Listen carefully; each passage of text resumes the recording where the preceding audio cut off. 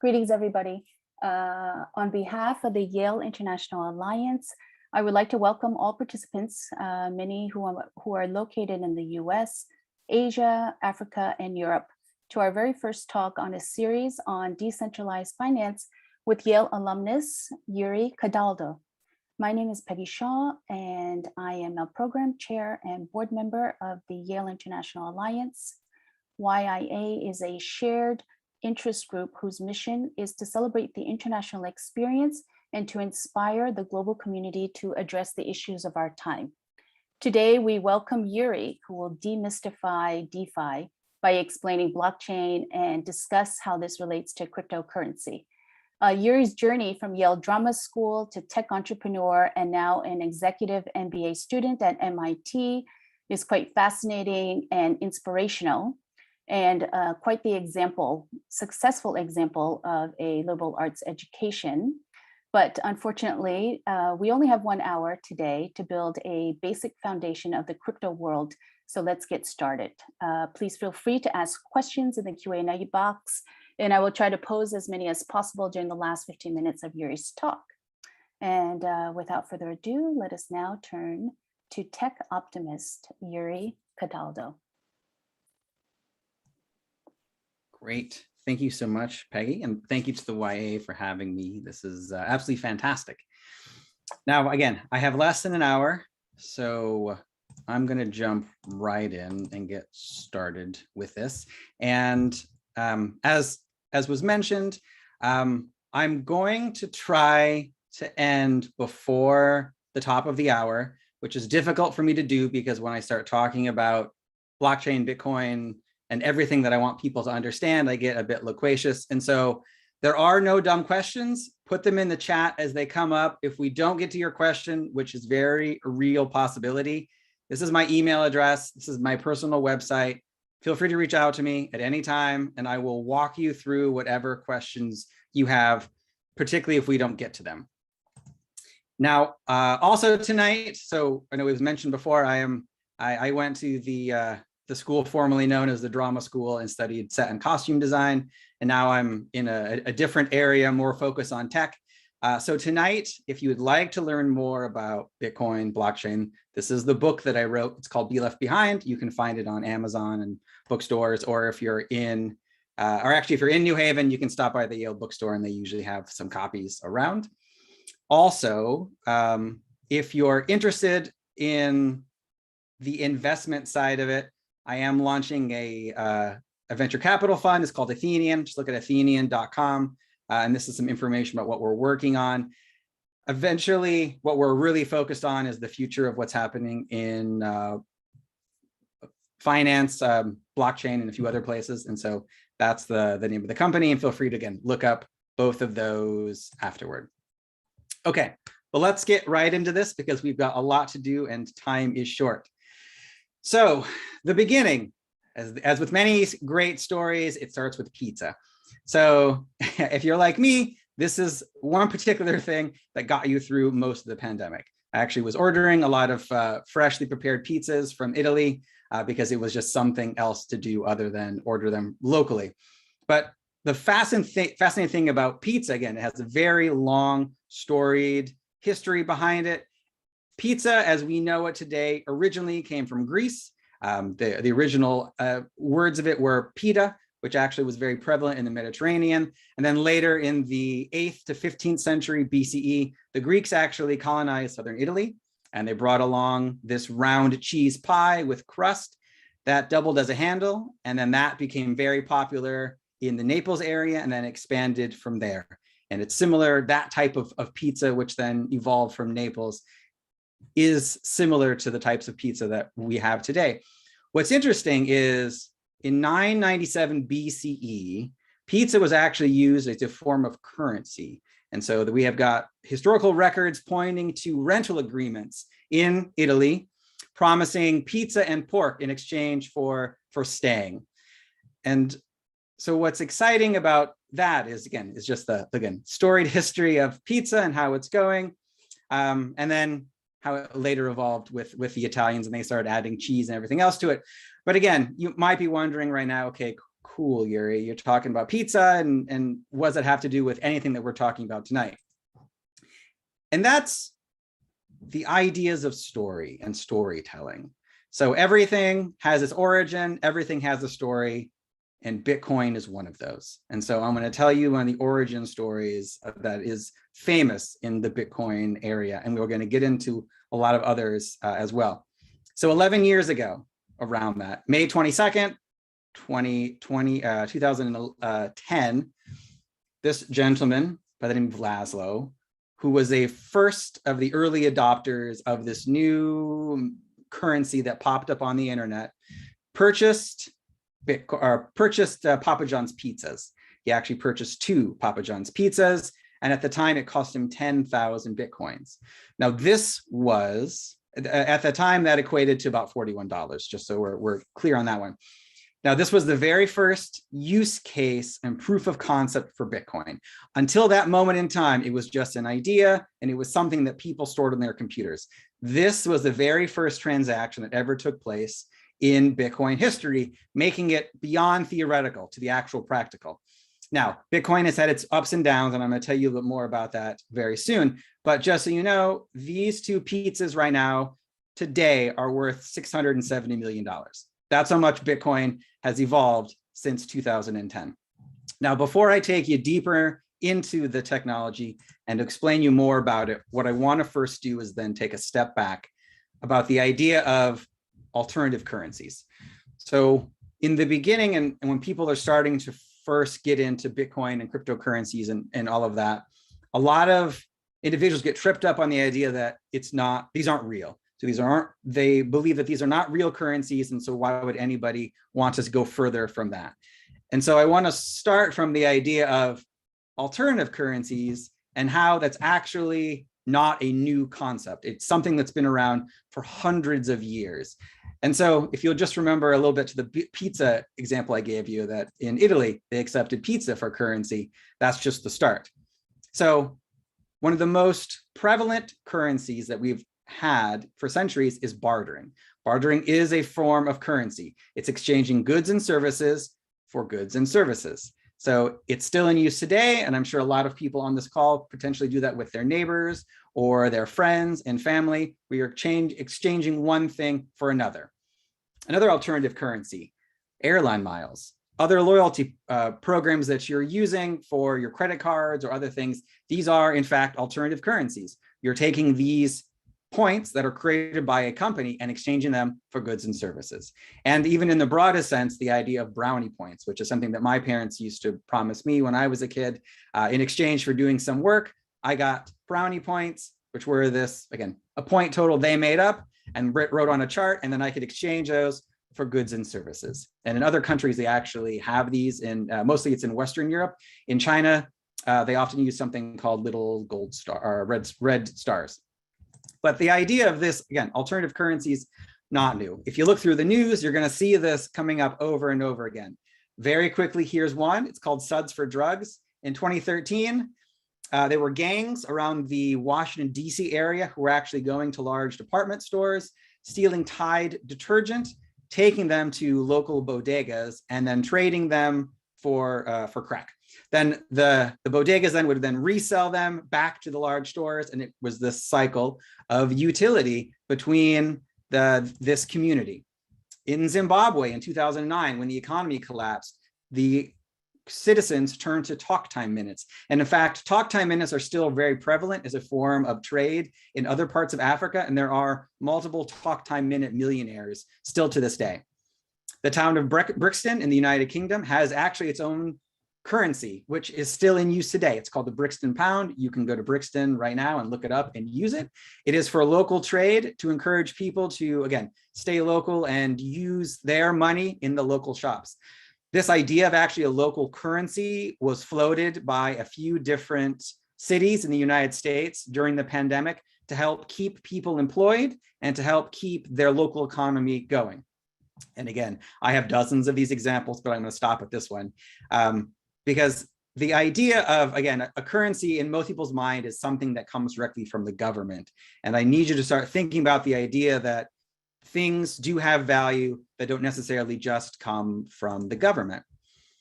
So now let's go a little bit forward and talk about what is an actual cryptocurrency. And so let's start by describing what it's not. So it's not a dollar or a yen or a rupee or a euro or any of the national currencies that we are most familiar with. Those are called fiat currencies. Fiat means they are backed by the government. So they're government backed, government regulated, and there is a general agreement amongst the populace and the world on how they're valued, traded, and issued. So for example, again, this is probably all very rudimentary, but in the States, we have the dollars. And if you have a dollar, you spend a dollar, or it's also slang is called a buck. In Great Britain, you have the British pound. And when you want to spend it, you can spend a quid or a pound. In the cryptocurrency space, there's something that's similar, and how we refer to and spend these units of money. So in cryptocurrency, the currency itself is called a cryptocurrency, and you spend something called a coin. Bitcoin is one type of cryptocurrency, and actually the smallest unit of it is called a Satoshi, and I will explain more of that in a second. But this is where things get a little more complicated, and we start going down a little bit of a rabbit hole. So unlike traditional fiat currencies, which you can only spend, cryptocurrencies can be used in 3 different ways. Yes, they can also be used as a mode of spending. So like Bitcoin is the most famous one. You can spend it very much like you spend a dollar or a pound. You can also use coins, and this is oftentimes called their utility token. So don't get confused by that, but I will explain a little bit more. But it's often called, again, their utility token. So coins can also be used as a reward or a gift or a benefit, much like we were talking about before about airline miles. A cryptocurrency coin can be used like airline miles in that sense. And the last part is it can also be used and mimic shares in a company. Now, coins have actually characteristics of all 3 of those simultaneously. And that's where it can, honestly, it can get confusing for a lot of people, but we'll break down exactly of like which projects do this in each kind of way, starting with Bitcoin. So I kind of mentioned this a little bit before, but with the lore of Bitcoin, it all has a beginning and a founder. And with Bitcoin, it starts with Satoshi Nakamoto. Now, you may have heard of Satoshi Nakamoto beforehand, you may not. The reality of Satoshi is I and the rest of the community don't actually know who he, she, they are. They are completely anonymous. What happened was in 2008, a group, someone, person, again, he, she, they, it, we don't actually know, got together and wrote a famous white paper, which you can look up at online, about a new way to transact between parties who don't know one another. And what was exciting about this is that it solved what was initially a large problem for computer programmers called the Byzantine generals problem. And that is not necessary for this talk tonight, but the basic concept of it is this white paper outlines a way for parties who don't know each other to come to a consensus without actually having to be in the same room together. There's also something very interesting that Satoshi Nakamoto did, was that they set up this project to have a finite amount of time and shares that came out of it. Another interesting fact right now, that if Satoshi Nakamoto ever became public, they would be worth $64 billion, because this group has its own Bitcoin wallet right now that has over 1 million BTC sitting in it. And that's how people right now are speculating that whomever it is started this hasn't become public, because that wallet address, and I will explain what those are a little bit later, is known, and those coins have never moved since they were created. Now, again, the other exciting part about what was done with this is this new, completely exciting system where individuals who don't know each other from across the world can transact monetary value back and forth without having, again, to be in the same room. And these transactions are reliable, they're fast, and they're convenient. They also can be tracked online. So it's something that you can't necessarily do in the traditional banking sense. They're also as easy as, again, a couple of clicks of a button where you can send money from anywhere where you are to across the world. The other exciting part about what was coded into the Bitcoin early on was that it has a finite supply. So there will only ever be 21 million Bitcoin in the history of Bitcoin. More cannot be created. It's not really possible. And so much like, much unlike what's happening right now in the current markets of different countries, suddenly now someone isn't just going to come across and then print a bunch of extra money or discover a bunch of extra gold. There's only ever 21 million Bitcoin in existence ever.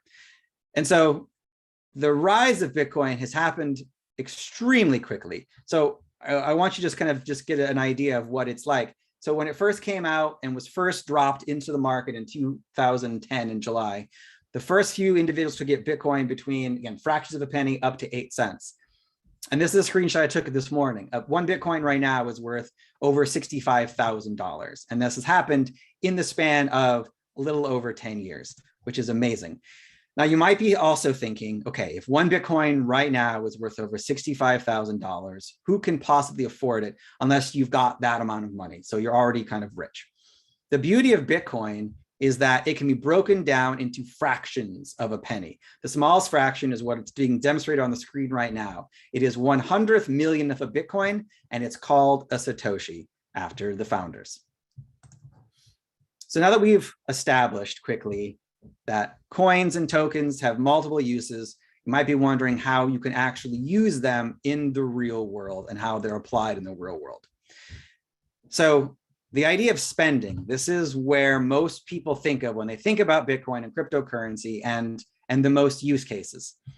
What's been exciting about what's happened with Bitcoin in the last 10 years is as the price of Bitcoin continues to increase, and it has steadily over the last 10 years, more and more companies are taking notice, more investment firms are taking notice, and they are using them and holding them on their books.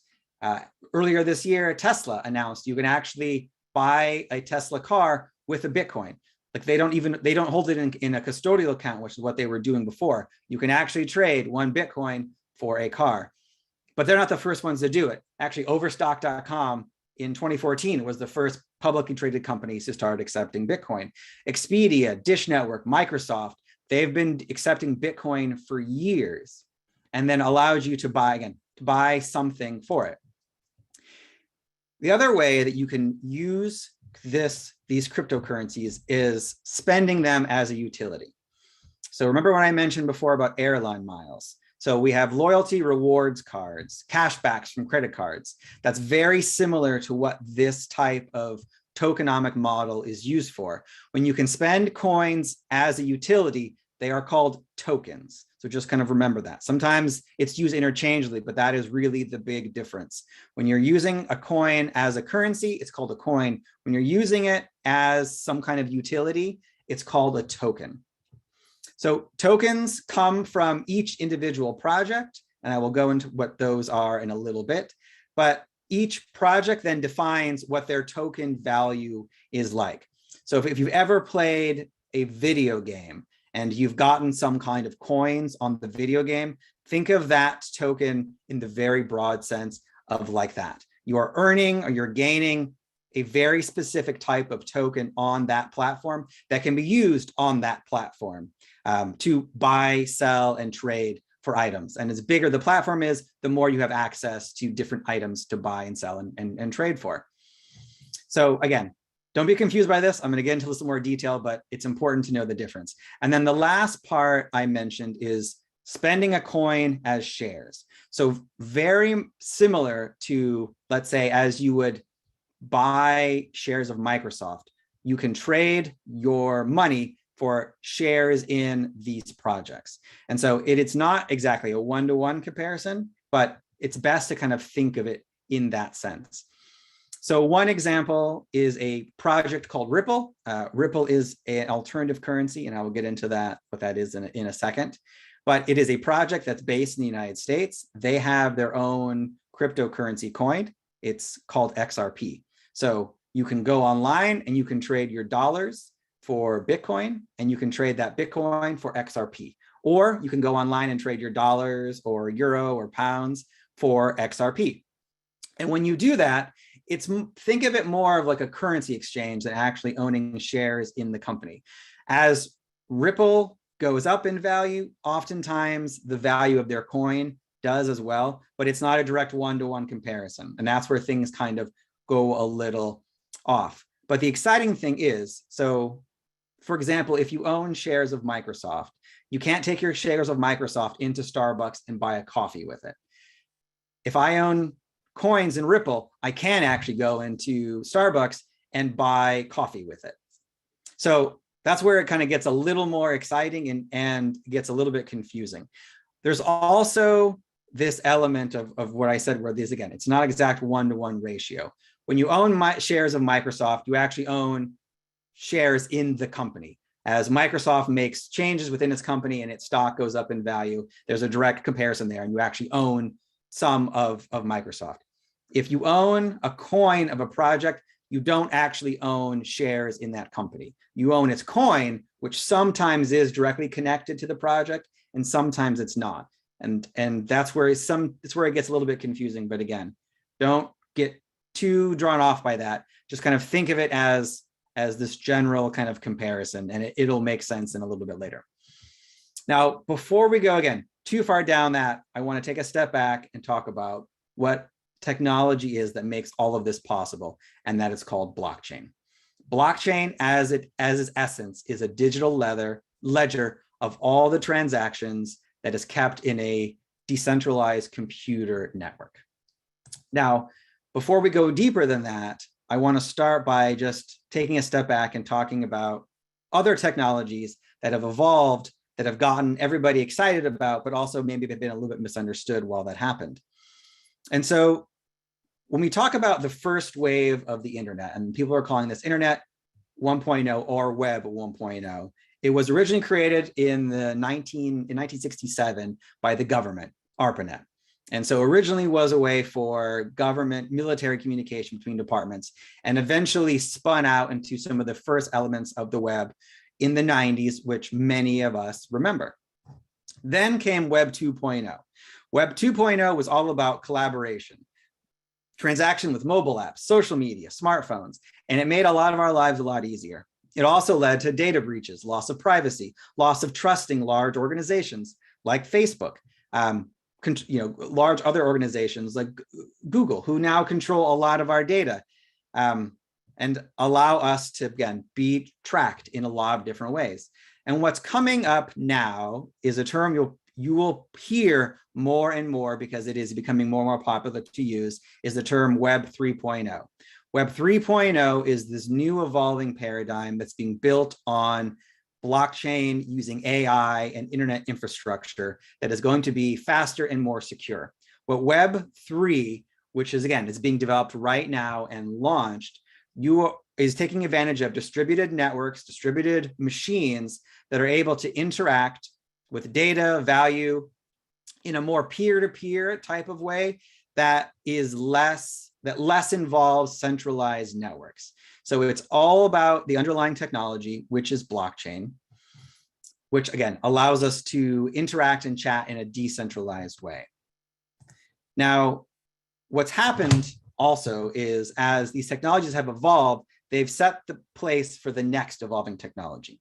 So the dot-com bubbles of the 1990s, which was viewed as a period of crazy excess with hundreds of billions of dollars worth being destroyed, led us into what then became a boom in the early 2000s. So the dot-com bust originally helped roll out fiber optic cables. It brought a lot of R&D for 3G, the build out of large server farms, and all of that is now becoming the bedrock of everything that we're doing right now. Something similar is happening in the blockchain space. And so there's a lot of speculation, there's a lot of ups and downs in volatility in a lot of projects, and a lot of just projects coming out at great speed. And what's happening is there's hype, and also which leads to boom and bust of this. And so what often happens with things that are with technology that is so volatile in the early stages that there's a lot of skeptics. There's also a lot of people who cheer for it. And what oftentimes both sides of this coin mistake the idea of conflating price with value. And that's not where we're at right now. We are not in the place where we know exactly what everything is worth and that we actually know what the actual value is. Because we can't actually predict the next wave of technology and future and companies that are going to be built on blockchain who are going to then take over the current blue chip stocks that are happening right now. It's evolving, and a lot of these are early stage startups, but they are evolving, and it's evolving at a rapid pace. Because what's happening with blockchain and Web3 is something that everybody wants to have and is actually very invaluable and priceless. And that is, this technology allows trust, which has never been really able to happen beforehand. But to better understand what I mean by trust, we're going to take a step back and look at what's happening in the 14th century, actually. So 14th century, we have Italian merchants and bankers who used a double bookkeeping entry system that gave merchants a very reliable record-keeping tool. It also allowed these bankers to be the middlemen. And so this system was actually codified in 1494 by a Franciscan friar, and he published a manual about why a double ledger bookkeeping was in fact the only way to keep track of your books for a monetary reason, as well as the moral obligation of being honest. Now, as we all know, over the centuries, not all companies are honest. Let's look at what's happening, or what happened with Enron and Bernie Madoff. So it's not a foolproof system. But what it's also allowed is centralized managers to take over the data and to allow these banks and financiers to become the gatekeepers. So what's happening now with, again, the traditional banking system, what's happening with Facebook and Google, these are gatekeepers who charge fees, restrict access. They are creating friction and a holdup between innovation and parties just because they want to strengthen their market dominance. So the real promise of blockchain is not that you're going to be, again, a millionaire by guessing the right cryptocurrency, is that Bitcoin and blockchain actually dramatically reduce the cost of trust between parties in a radically decentralized way. So what a blockchain really is a very specialized kind of ledger that's not controlled or managed by a single centralized institution like a bank or a government. The data is stored in a decentralized way across hundreds of computers within a network. So no one single computer controls the ledger or can make changes other than, again, the group getting behind this coming to a general agreement. And so when you think of blockchain at its simplest way, I want you to think of it as an operating system. So like your PC or your Apple, they're running on Microsoft Windows or Google Android or your Mac iOS systems. These are the core operating systems that allow your device to work, that makes your Mac or your PC unique and allows it to run. Each blockchain is similar in this way, and that each blockchain has its own unique way of working, just like Mac versus Windows versus Linux. They each have their own way of working. Blockchains operate in the same kind of way. Each blockchain, just like, again, Mac versus PC versus Linux, has its own distinct features and utility and speed and privacy and functionality that the company or team may or may not want to use. Also with blockchains, much like your PC or your smartphone, you can build apps that will run on top of them. So again, just like your smartphone, in the Apple Store, you have a lot of different apps you can download. There are a number of these startup companies, which I will talk about, have been able to build their apps, or in the blockchain space, we call them dApps, for decentralized apps, on top of the underlying blockchain infrastructure. And again, I'm going to get into that a little bit more detail as well. So that's kind of just, again, the idea behind the central idea of this. Now, the main idea I want you to walk away with when you think of a blockchain is that it stores transactions on a ledger. So block by block, each of these transactions is recorded in a digital ledger that cannot be changed or altered in any kind of way. So very much like an accountant or a bookkeeper keeps tabs of every single transactions, a blockchain does exactly that, except it's doing it automatically, and it's doing it hundreds and thousands of times every single minute of every single day, 24/7. Now, how these transactions get recorded is that they have to be verified. So when I send you or someone sends another person a Bitcoin, the transaction isn't instantaneous. We often say that it is, but it's not. It actually takes time. And where that time comes from is this verification process. And so as I mentioned before, and I showed you in a couple of different photographs, the snapshots, the Bitcoin blockchain is a decentralized network that spans across the globe. And so what oftentimes is, in order to reach what's called consensus, a number of verifications have to happen. And so if I'm sending you a Bitcoin, the network has to run a few different verifications to make sure that my wallet, which is where the Bitcoin is stored, actually has that amount, and that it has the appropriate place to go to. And oftentimes these are between 5 and 10 transactions, which is why it actually in reality takes between a few seconds to a few hours actually for all this to happen. But it's happening 24 hours a day, 7 days a week. The verification process happens the minute you choose to send your Bitcoin. Now with Bitcoin particularly, it runs on a process called proof of work, which if you've ever heard of the idea of mining or miners, that's what that is. So what proof of work is, it's a decentralized consensus network that allows members of this network to help verify transactions. And they do that by trading their computing power on their computers to solve arbitrary mathematical puzzles. And this happens thousands and thousands of times because it's making the network itself more secure and less likely to be hacked. And so the individuals or groups that provide this massive network of computer all around the world are called miners. And they have one particular role, and that is to simply provide the necessary equipment to verify transactions.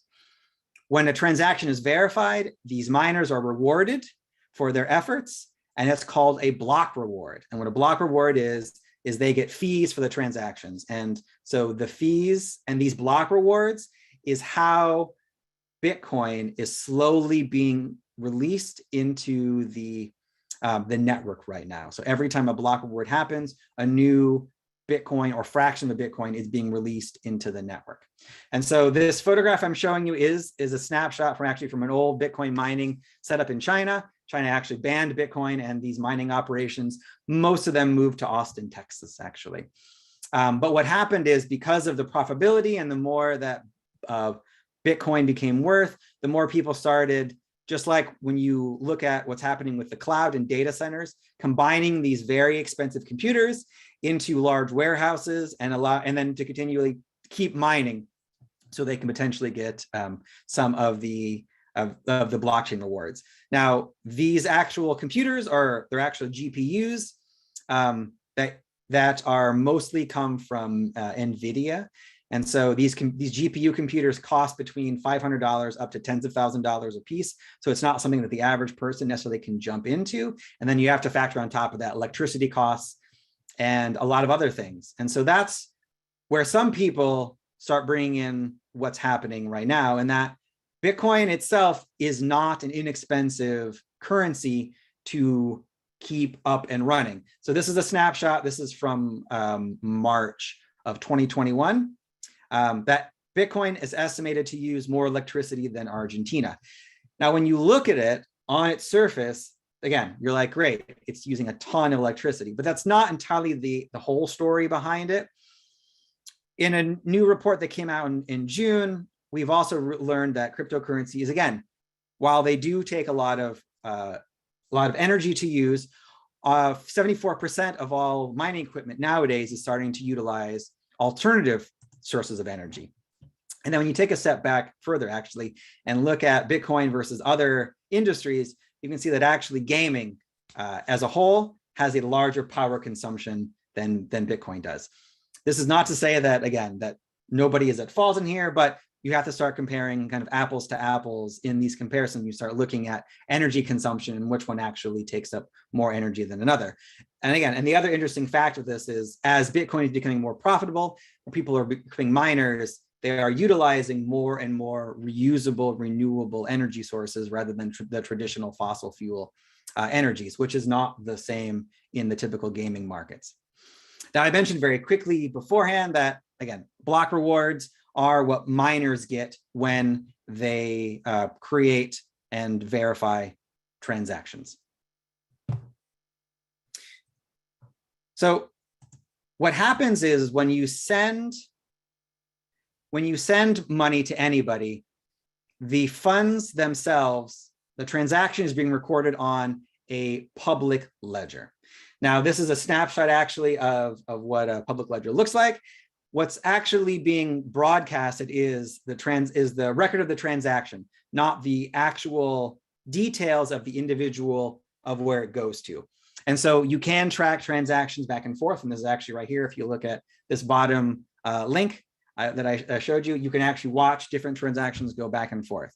And so it's a public ledger, but it's not entirely public. So you can watch transactions, but you don't actually know who they're going to or who owns that wallet address. Now, this is not to say that it can't be found out. Actually, nowadays with technology, FBI and actually governments can figure out who is keeping tabs and who owns kind of what particular wallets, depending on how much they're being used. And so it's not entirely private, but that's what it was in the beginning. Now, what I also want you to think about is how coins are unique from other currencies. And so I mentioned before, coins have a couple different types of values, and I wanted to get into those a little more detail before we run out of time today. And so when you think of coins, I want you to think of the fact that they have these 4 different attributes to them. Again, coins can be used as currency or a store of value, which I mentioned before, like you would spend, like what Bitcoin is. Coins are also something that is created by companies or projects. There is something called stable coins, which I'm going to get into a little bit. And there's also something called digital collectible coins. These are also called NFTs or non-fungible tokens. So we'll start with something called public coins. Now, public coin is Bitcoin. So that's the most common coin and the easiest to understand. When you have Bitcoin, you spend it just like currency, or you can hold on to it like you would gold, okay? But again, it's a public coin. What makes it a public coin is that the ledger is in fact public, and you can actually watch every single transaction that goes back and forth. There are something, so I also want to make this kind of caveat, which isn't in the slides, but not all blockchains are public blockchains. Individual companies like JP Morgan have a private blockchain, and that those characterized by their own kind of unique attributes, which allows the company to send certified transactions back and forth among its own company. That's not what Bitcoin is, and we'll actually talk about that in a future talk. But for today, I just want you to remember this, that in public blockchains like Bitcoin, it's a public coin, which means you can actually look at the transactions going back and forth, but none of your personal data is exposed. Another way to think about coins is something called projects or alternative currencies. And so in the broadest sense, there is Bitcoin and there is everything else. Bitcoin is always called Bitcoin. Everything else is called an alternative currency because it's the alternative to Bitcoin. Now, when you think of these types of projects, they can be created by, honestly, anybody. So these typical projects or alternative currencies are created by groups of individuals looking to, again, create something new into the world. These are oftentimes startups, but even more so than that, there's a little bit of a shift that has happened. These can be registered companies, like, again, traditional LLC startup. They also can be part of a foundation, or it could just be a group of volunteers who get together and contribute to an open source project because they think this needs to happen and show up in the world. And so that's where this weird, unique paradigm shift is happening, in that when you think of a traditional startup or organization, there is a group behind it that is very public. That is not necessarily the case in the cryptocurrency blockchain space. There are some that, yes, there are startups and they are very public, but things like Bitcoin are not. We actually don't know who started Bitcoin, and there's actually no single entity running Bitcoin. You can't invest in Bitcoin. It's not possible. You can own some Bitcoin, but you can't invest in the underlying company that runs it because there is no underlying running company that runs it. What runs these is something called a DAO, or decentralized autonomous organization. So what it really is it's a rules that are encoded by a computer program that are controlled by an organized group of individuals. It's not controlled or influenced by a central body, but again, a very broad sense of people who have access to this. And Bitcoin it is in fact the first functional DAO, which again, it's just a computer program that's running on an algorithm that already is pre-programmed. And a lot of companies now are coming out to do this. There are actually over 10,000 alternative currencies to date, which means there are over 10,000 of these projects you potentially can get into if you wanted to. As I mentioned before, anybody can make a coin. And as technology is evolving, it's getting easier and easier and easier to do so. Now, just like startups, not every single currency is something you should get involved in. And not every single one of these alternative currencies are going to survive or make it. Some of them actually are complete scams. And we've seen a few of those come about just in the last few weeks. A lot of them, though, are fantastic projects that have a lot of information and resources behind them, and they're trying to solve problems in their own unique industries. One of the most notable of these alternative currencies is called Ethereum. Their team built a blockchain that's like an operating system that made it easier for other organizations to build on top of those. So in effect, Ether, and that's actually is setting us up to this final part of my talk, has made a lot of other organizations easier. So Ether, again, think of Ether really as like the operating system of like owning the internet, if you're looking at what Ether is. The other parts of Ether that have been able to come out from this is an idea that's called DeFi, or decentralized finance. And I'm actually going to go into DeFi in great detail in a future talk. One element of DeFi is something called a stable coin. A stable coin works just like a US dollar. It's one-for-one cryptocurrency to the actual dollar. And there are a few different versions of these stable coins, but the best way to think about a stable coin is when you, well, and we'll get into this like actually in future talks, when you actually start trading and getting involved with like moving currencies back and forth to one another, there's a lot of fees involved going from fiat to Bitcoin and then Bitcoin and back. There are very few fees going from Bitcoin to a stable coin and stable coin to another cryptocurrency. So what stable coins really do is they hold their value similar to what a dollar is, but they also stay on the digital network. The other part that's really exciting is the idea of a coin being a collectible. And this is something you actually may be hearing more and more. These are called non-fungible tokens, or NFTs. And I will go into a whole other talk and take you down that rabbit hole. The best way to think about NFTs right now is a digital collectible that is one of a kind. So Bitcoin is fungible, meaning there are dozens and dozens, actually 21 million copies of it. Non-fungible token means there's only one. So there's only one kind of them. Same way like collectible baseball cards or Pokemon cards. A better way to think of NFTs, is they're not just coins. Anything that can be digitized can become an NFT. And this is actually, that's really exciting and where a lot of this industry is headed, because NFTs can be collectibles. They can also be games or a utility asset within a game. They can also be virtual land. And so the idea of the metaverse, if you've ever heard of that, that's where NFTs can have a lot of their value, because you can hold individual contracts based off of these virtual areas. You can also do it in real life too. So domain names, property titles, insurance. We talk about banking the unbanked and giving individuals who don't have access to their banking records or land records, creating a digital copy of them called the NFT is actually one way to bring a lot of the poorer population up much faster. NFTs can also be crypto art, which is actually the most popular right now and what you may have heard. So before I let you go, I'm going to jump into this very quickly. So this actually is a NFT that I took a digital snapshot of. This is called The First 5,000 Days. It's created by an artist named Beeple. This sold for $69 million at Christie's earlier this year. What's unique about an NFT and why it's exciting in the art space particularly is the artist now has digital control of how the provenance and the way their art is sold. And so when you create this to be the actual owner of this NFT, you again have a digital trail that cannot be altered. And so you can prove at any given time that you own it.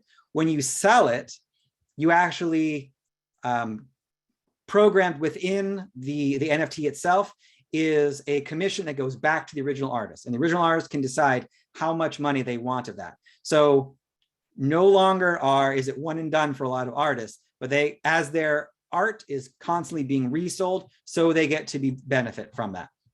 Now, NFTs all became physically possible and technically possible because of Ethereum. Because Ethereum, again, which allowed companies to build on top of them, allowed these individual tokens to happen. And the first NFTs are actually this. They're called CryptoKitties. And the funny thing is, CryptoKitties are actually worth millions and millions of dollars right now because they are the first ones. And so this was actually back when this is a snapshot taken on my book. But when the book came out, the most expensive CryptoKitty was worth about $170,000. It has gone up since then. And Ethereum has also made something possible that also is very exciting, is something called smart contracts. And it's actually where all of these types of NFTs and everything else is coming from. And so what a smart contract is, and that's actually where I'm going to leave you, is a digital contract that automatically transfers currency or an asset once the underlying code has been met. So it's an if this, then that type of thing. And so this can be used for automatic payments, to track intellectual properties, transfer ownership, and reduce paper shuffling between intermediaries, which is really exciting. And it's really why a lot of this has been exploding. And so we're going to end there and we're going to go to Q&A.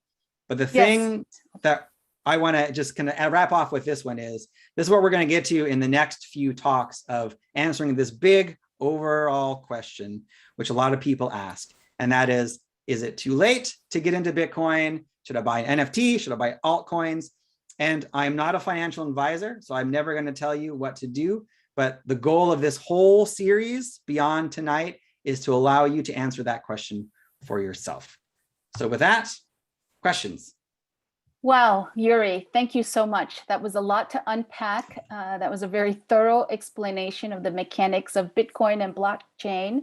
I've been reading headlines so I can follow most of it, and yet I feel that there is an aspect that I need to dive a little further. So good thing you're giving 3 more talks so that we can proceed. We have about 5 questions, so let us just run through it. One person asked, why did Satoshi cap it at 21 million? Is it random, or is there some thinking behind that? So there's actually a mathematical formula behind all of that, and it's the way that the rewards are laid out. And so I didn't get into something that's called the halvening, but the real fast version of this is every 4 years, the amount of block rewards that are released by miners who solve these equations gets halved, or the halvening. And so the group, so Satoshi mathed it out. And so the final block rewards will actually happen right now. It's in 2140, but that's what it was. There's a mathematical reason behind what's happening with this. And they capped it at that project because of again, all the formulas that they did. And if you start Googling why, there's a whole gets into great detail online in a lot of posts about that. Okay, so that's almost another talk then, right? Yes. Yes. Okay. Yeah. The math behind it. The math behind all of this. So other questions has to do with, well, why use Bitcoin? What is the advantage over regular currency? And how do we know, how does one learn to trust it? I know more and more people, more and more companies are moving into that space, they're owning it, but where is that trust? You talk a little bit about it at the end. So the trust is between the computers, and maybe the trust is built because it's decentralized and it's not owned by any government. Is that part of it? Okay. Yeah, so that's part of it. So with dollars, you're right now, you're trusting the power of the US government. With Bitcoin, you're trusting math. You're trusting that the creators of it, who are obsessed with algorithms and math, did that correctly. The reason to use Bitcoin versus, let's say, dollars really depends on the individual. For example, I could cross the border right now into Canada, and if I took more than $10,000 with me, I would have to declare it and pay taxes with it. I could right now cross any border with billions of dollars of Bitcoin, and nobody is the wiser, because I could do it just by memorizing a couple of seed phrases that can give me access to where my money is stored in a digital wallet that is distributed around the world. And so it really comes down to governments no longer get to tell you what you can do with your money and what you want to do with it. You get to take control of your resources, your money, and what you want to do with those. Now, how you choose to do them, completely up to you. And that's all, again, a whole other separate talk. But again, it puts the control back into the individual versus the actual governments. Or like right now, what's happening with the US and other governments who are just printing money like wildfire and dealing with inflation. That's not a problem that's happening in Bitcoin, because there will only ever be 21 million Bitcoins ever created at the end. Okay, so that segues to another question. How can you tell the authentic alternative currency from scams like Squid Game currency? What constitutes authentic? By whom? Is it the entire blockchain? How do we know? Yeah, sure. And then I'll get into that into some future talks too. So it really comes down to doing your homework. So Squid Game is a very great example, because it was a rug pull, smash and grab that this currency did. They went from, like, I think, a penny to 3,000 something a coin in a week, and then suddenly they disappeared. So just like you do when you invest in companies, you have to do your homework. And so you have to look up, who are the teams behind this? Are they public? Are they private? Do you feel comfortable with what they're talking about? There's also ways to look up on Twitter and to look up other, like, Medium articles, but you have to do your research. That's how you really know the difference between these. You have to start digging in and take it very seriously, and not just listen to whatever, again, meme coin thing that somebody is talking about, because that's how honestly companies take advantage of scams. And scams are not new in the world of finance. They happen all the time. They are happening in cryptocurrency right now, because the volatility allows people to walk away with a lot of money.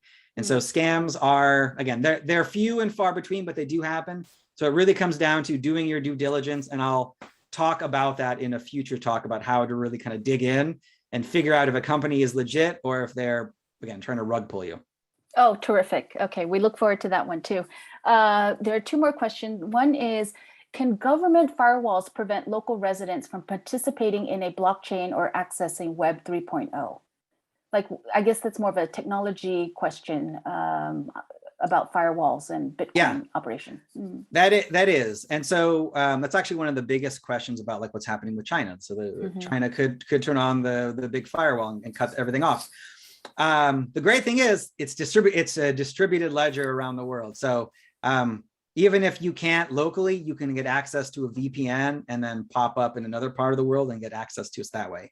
And that's how a lot of individuals in China actually are accessing other parts. Again, not just Bitcoin or cryptocurrency, but other areas.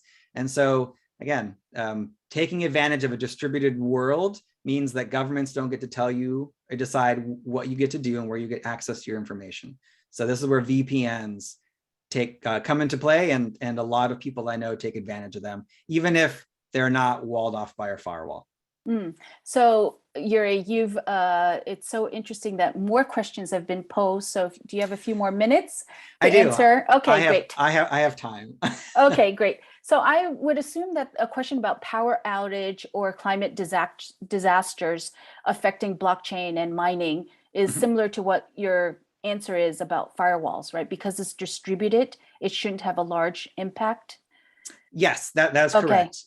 Just because something hits one region doesn't mean it's going to affect every region. In fact, that's actually, which I don't know if there's ever be a question, but the idea of like, could Bitcoin ever go to zero?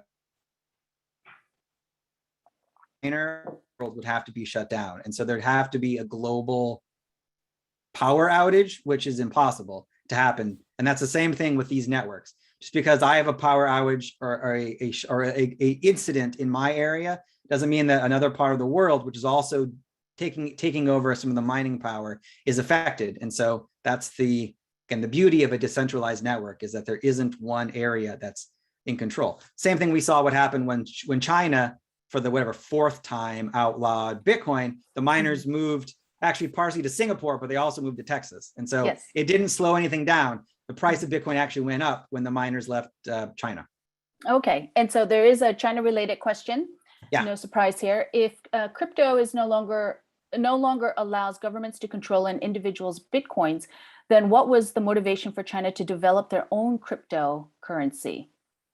Well, because China likes to be in control of everything. I mean, look at what's happening in their startup space and their public traded companies. Like China is a different can of worms. They like to be government controlled. And so Bitcoin is the opposite of that. It is not in China's best interest to allow Bitcoin to flourish, because it goes against the fundamental, ideology of what makes China, China. And so, of course, China is going to create their own digital currencies and their own alternatives because they want government control. And Bitcoin is the opposite of government control and the opposite of centralized control.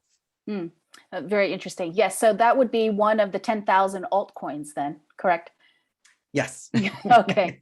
And then yes, go ahead. Yeah. I was going to say, they're also creating their own state-owned digital currency. So like a digitized version of their money. Which is going to do very well, because honestly, the individuals in China are much more adept and used to using digital currencies than the rest of the world, just because they've been forced to for a while. That would be interesting to watch, and how that relates with to Bitcoin, right, and Ethereum. All right. So our last question of the evening is it true or provable that a larger portion of Bitcoin use is for black market or criminal activity?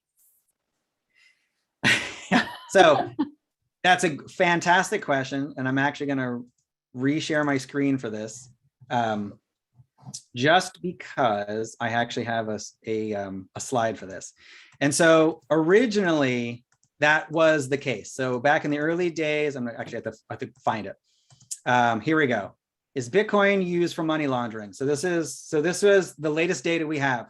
2019, criminals laundered $2.8 billion using crypto exchanges and Bitcoin. $2 trillion a year are being right now money laundered through traditional banking system. And so, yes, does money laundering happen in Bitcoin and cryptocurrencies? You bet it does. But does it happen a lot more in traditional banking systems? Heck yes, it does. And so to say that Bitcoin is only for money laundering is kind of missing the full story. Also, remember when I said before about Bitcoin transactions always being traceable? So a friend of mine likes to call Bitcoin future prosecutions.